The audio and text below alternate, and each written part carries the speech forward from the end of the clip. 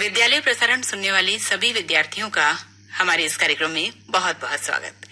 आज के कार्यक्रम में आप सुनेंगे कक्षा 12 के हिंदी साहित्य विषय की पुस्तक अंतरा के पद्य खंड के पाठ 4 केदार सिंह की दी गई 2 कविताओं बनारस और दिशा में से पहली कविता बनारस की व्याख्या। बनारस कविता के माध्यम से कवि ने बनारस शहर के सांस्कृतिक वैभव के साथ वहाँ की आध्यात्मिकता, भव्यता और आधुनिकता की बहुत सुंदर शब्दों में व्याख्या की है। आज की हमारी वार्ताकार हैं शिक्षिका प्रीति त्रिवेदी। हेलो बच्चों, कैसे हैं आप? ऑनलाइन कक्षा में आपका स्वागत है। आज हम कक्षा 12 के हिंदी साहित्य की पुस्तक अंतरा में दी गई एक कविता पर चर्चा करने वाले हैं। कविता का नाम मेरी एक पहेली के जवाब में छिपा है। बच्चों, आपने वो गाना तो जरूर सुना होगा जिसमें अमिताभ बच्चन खुद को छोरा गंगा किनारे वाला बताता है। जरा बताओ तो इस गीत में कौन से शहर का जिक्र है? हाँ, बिल्कुल सही, बनारस। यही है हमारी आज की कविता का शीर्षक।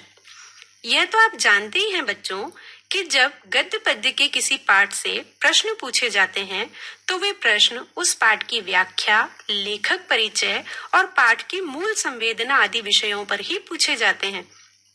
इसलिए हम इन सब पक्षों को ध्यान में रखते हुए आज बनारस कविता को समझने का प्रयास करेंगे।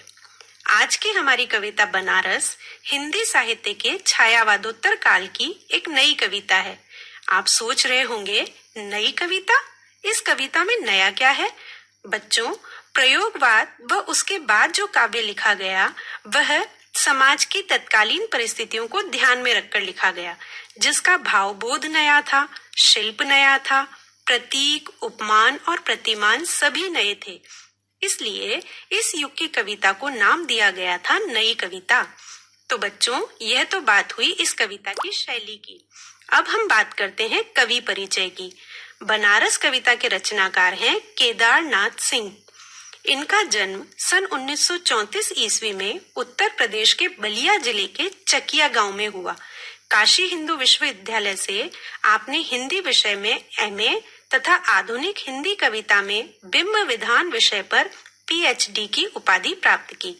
बनारस, देवरिया, गोरखपुर और जवाहरलाल नेहरू विश्वविद्यालय में इन्होंने अध्यापन कार्य किया तथा नई दिल्ली के भारतीय भाषा केंद्र में हिंदी के प्रोफेसर पद से सेवानिवृत्त हुए। केदारनाथ सिंह तीसरे सप्तक के कवियों में एक जाना माना नाम है।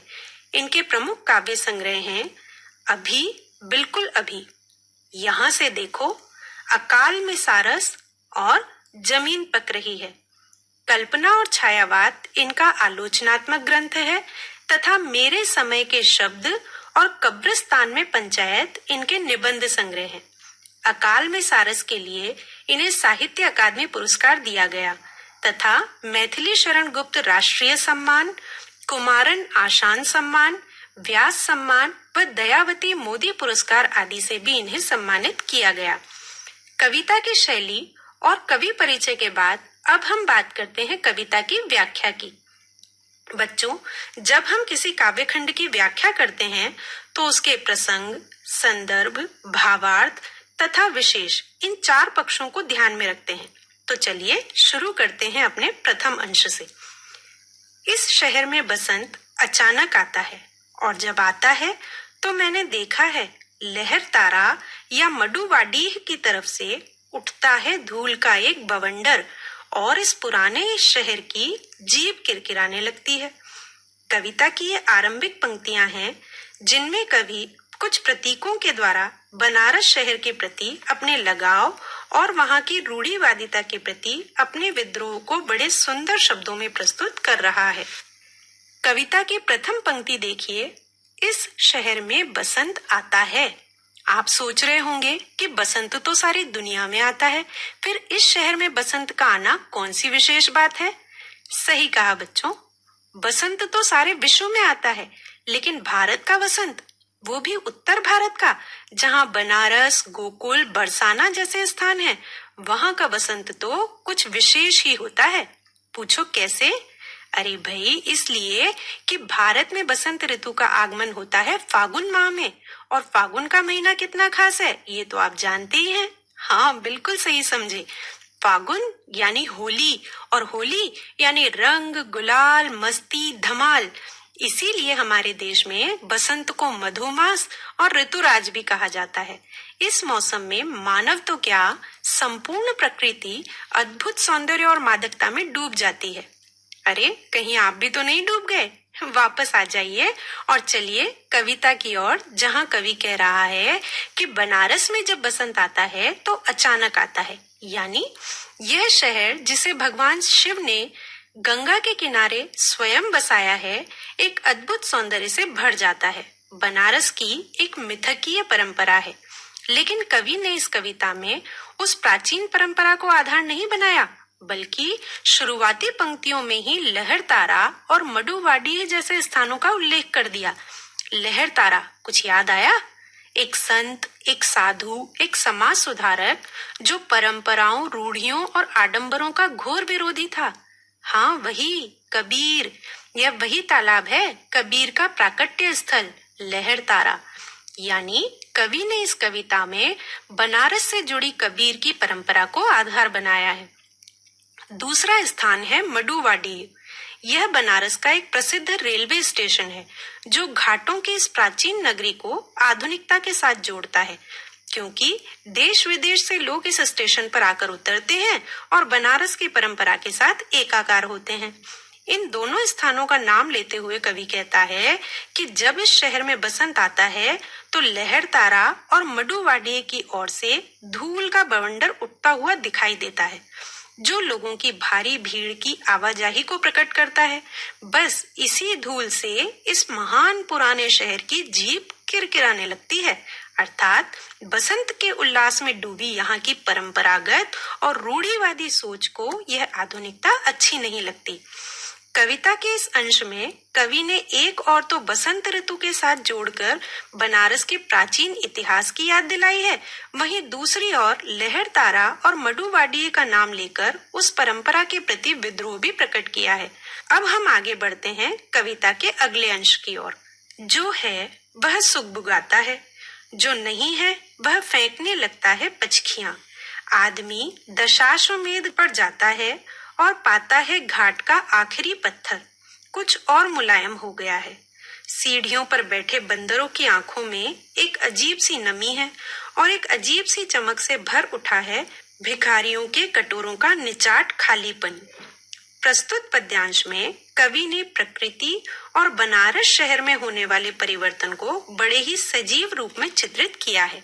कवि कह रहे हैं कि जैसे बसंत के आने से प्रकृति में एक नवीन चेतना का संचार होता है, वह चारों ओर उल्लास छा जाता है, उसी प्रकार इस मौसम में बनारस शहर में एक नया जोश और उल्लास दिखाई देने लगता है।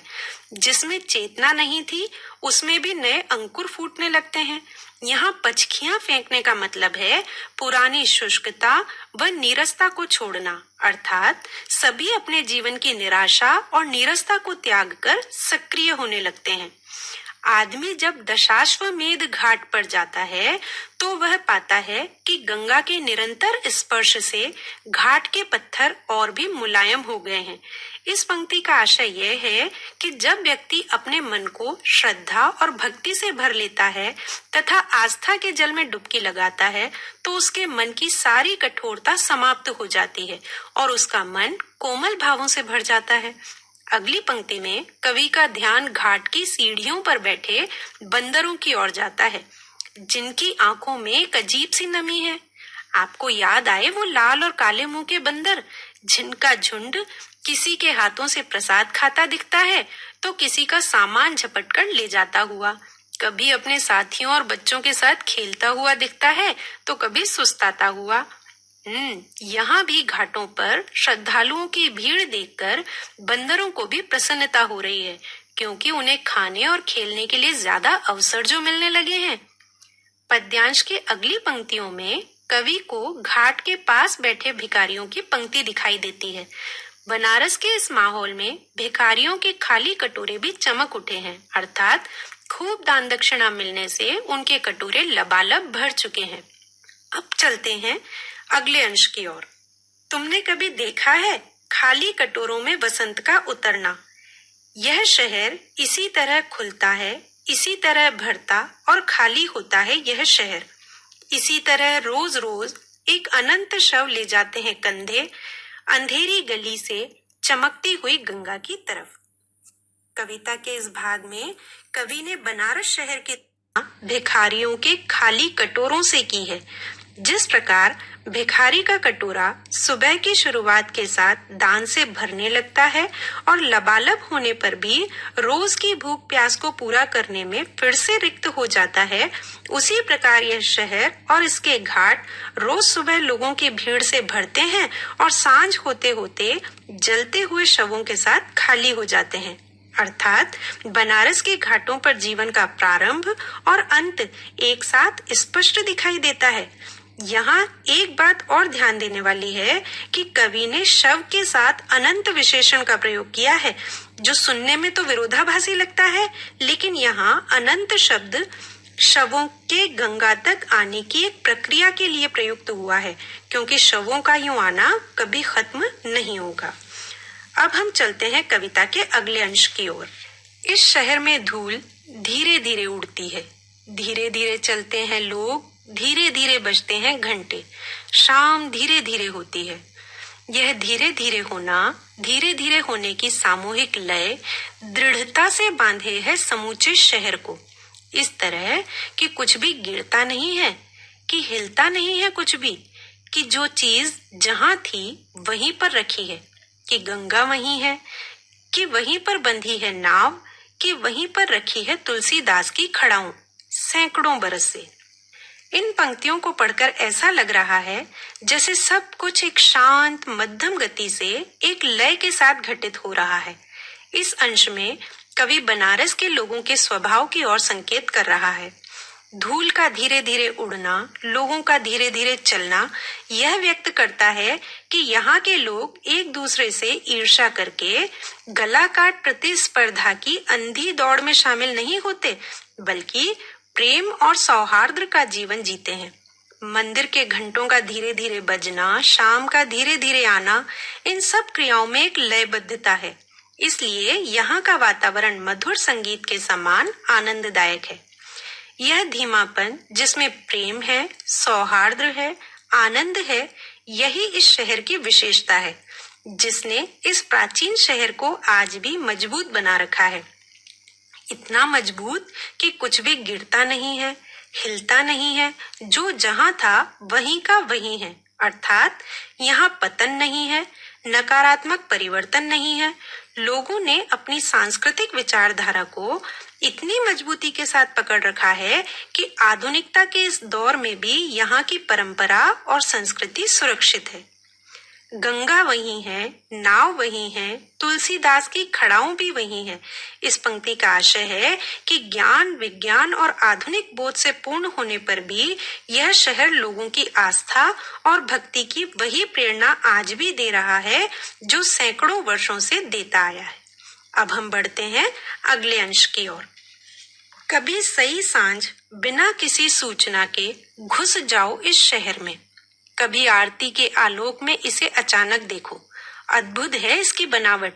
यह आधा जल में है, आधा मंत्र में, आधा फूल में है, आधा शव में, आधा नींद में है, आधा शंख में। अगर ध्यान से देखो तो यह आधा है और आधा नहीं है। इस अंश में कवि की दार्शनिकता का परिचय होता है। बच्चों, आपको तो पता ही है कि बनारस की गंगा घाट अपनी संध्या आरती के लिए विश्व प्रसिद्ध है।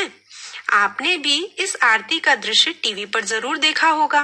तो जरा याद कीजिए, आरती का वह मधुर स्वर, घंटों की वह मधुर ध्वनि और हजारों दीपकों का हवा में लहराता प्रकाश कितना दिव्य और अलौकिक लगता है। उसी अलौकिक दृश्य को याद करते हुए कवि कहता है कि कभी अचानक गंगा घाट पर होने वाली संध्या आरती के दर्शन करने का अवसर मिले तो इस शहर की अद्भुत बनावट देखने को मिलती है।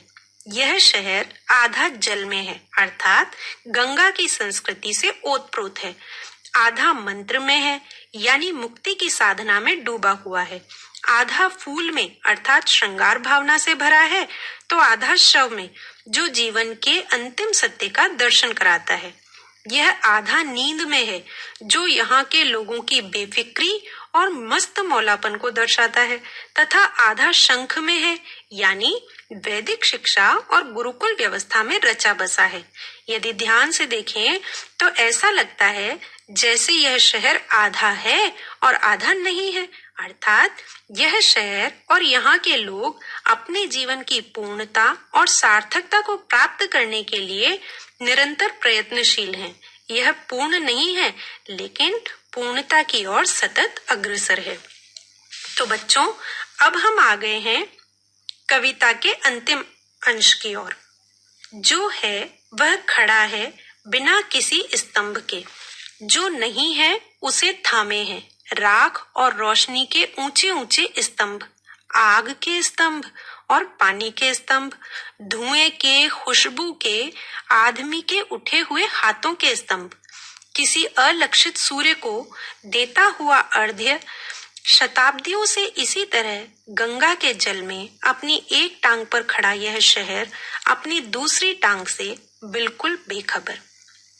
इस अंतिम पद्यांश में कवि बनारस की आत्मनिर्भरता, दृढ़ता और सहयोग की भावना को व्यक्त करते हुए कह रहा है कि इस शहर के लोग आत्मसम्मान की भावना से स्वयं के बल पर जीते हैं तथा यहाँ की प्रकृति राख के ढेर के रूप में, जलती हुई चिताओं की लपटों के रूप में, चिता से उठते हुए धुएं के रूप में, प्रकाश के रूप में, सुगंध के रूप में जो नहीं है उन मृत आत्माओं को भी सहारा दे रही है ताकि वे अपनी मुक्ति के मार्ग की ओर ऊपर उठ सकें। यहाँ के घाटों पर सूर्योदय से भी पूर्व लोग स्नान ध्यान के बाद अपने दोनों हाथों को ऊपर उठाए उस ना दिखने वाले सूर्य को अर्घ्य देते हुए दिखाई देते हैं। इस दृश्य को देखकर ऐसा प्रतीत होता है कि बनारस शहर एक साधु के समान गंगा की धारा में अपनी एक टांग पर खड़ा होकर प्रकाश की साधना कर रहा है, जिसे अपनी दूसरी टांग पर पड़ने वाले बोझ की कोई चिंता नहीं है। अर्थात यह शहर अपनी संस्कृति को मजबूती से थामे हुए है तथा भौतिक सुख समृद्धि की चिंता से बिल्कुल बेखबर है। तो बच्चों, यह था हमारी कविता का संपूर्ण भावार्थ। अंत में हम संक्षेप में कविता की शिल्पगत विशेषताओं पर भी एक नजर डालते हैं। इस कविता में खड़ी बोली हिंदी का प्रयोग किया गया है। कविता मुक्तक छंद में लिखी गई है। अनुप्रास, विरोधाभास तथा धीरे धीरे ऊंचे ऊंचे आदि शब्दों में पुनरुक्ति प्रकाश अलंकार है। जल, मंत्र, शव, शंख आदि नवीन प्रतीकों का भी प्रयोग किया गया है। आशा है बच्चों, आपको यह कविता पढ़कर आनंद आया होगा और कुछ नवीन जानकारी भी प्राप्त हुई होगी। फिर मिलेंगे। धन्यवाद। प्रिय विद्यार्थियों, विद्यालय प्रसारण में आज आप सुन रहे थे कक्षा 12 के हिंदी साहित्य विषय की पुस्तक अंतरा के पद्य खंड के पाठ 4 केदार सिंह की दी गई 2 कविताओं बनारस और दिशा में से पहली कविता बनारस की व्याख्या। आज की हमारी वार्ताकार थी शिक्षिका प्रीति त्रिवेदी। इस कार्यक्रम के संयोजक थे कमल मीणा, प्रस्तुतकर्ता किरण वर्मा और ये कार्यक्रम आकाशवाणी कोटा की चंबल चैनल से प्रस्तुत किया गया। अब आज का विद्यालय प्रसारण समाप्त होता है। नमस्कार।